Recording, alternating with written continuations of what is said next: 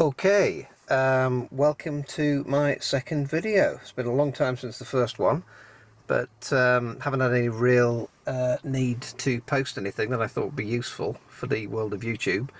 But that changed in the last few weeks. Basically, I bought a model 2012 BMW F31 Touring 330 diesel.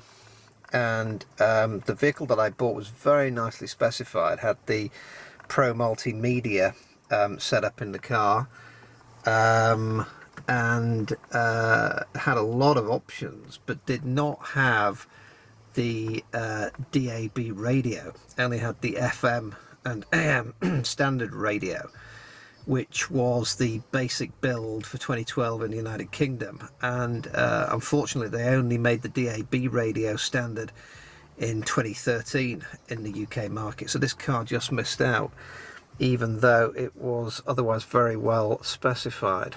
So I was investigating the various options that would exist in the UK for retrofitting DAB, and I decided to go with the Dension unit in the end. So I just wanted to show how this setup works in the F30, F31 series. Basically, the way that it was installed was in the underneath the piece of trim which surrounds the iDrive unit. So basically, the unit is down there. You can just see it. It's covered in black gaffer tape, but it's been just taped in there, and then a wire is run from that Dension DAB unit back into the central armrest, where it plugs into the standard USB input socket. So the way that it then works is that on the iDrive menu you would select the multimedia, and here we go. So that brings up that menu, and then from that multimedia menu you would select external devices, and you'll see it's showing now as DAB 1.1000 BA. That is the Dension unit showing, so you click to select that, and then you'll see it's showing DAB radio unknown album 1 out of 35 gold with a couple of exclamation marks. What that means is that the DAB radio basically is set up that it presents itself as MP3 files to the head unit in the car, the NBT head unit in this vehicle, and it introduces some buffering between the actual radio reception signal to the head unit in the MP3 files. And that means that you basically, if you get any disruption in the reception signal, the buffering takes care of that most of the time, unless it's a major loss in signal. So the way that you then select the radio stations, I'll just turn the volume up so you can hear it as well. So basically you go into the menu and you do music search, and then track. You'll see track is showing 37 tracks. That means that there are 37 different station configurations in this particular area. So I click track, then you'll see there's a menu coming up with the various different radio stations that are available in the UK. I'll select one at random, so Heart 80s.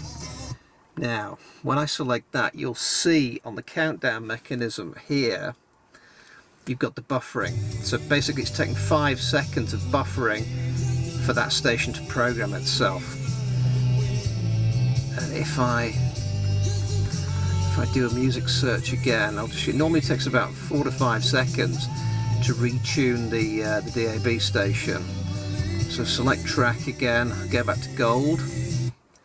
So you'll see it's counting 0, 1, 2, 3, 4, 5, and it's tuned into gold again with the correct amount of buffering to receive the signal. So basically it's a good solution for those people that don't have a DAB factory fit radio in the UK. Works pretty well. You've only got a 4 to 5 second delay with the NBT head for reprogramming. If you've got a car which has got the earlier CIC head unit, it will take longer. I think it takes 10 to 15 seconds with that, but certainly for cars fitted with the NBT head unit, and this is an early NBT, this is pre-touch, so it has the smaller hard drive controller without the touch here, but basically all the NBT head units should reprogram with buffering in about 4 to 5 seconds, so the station change is pretty acceptable.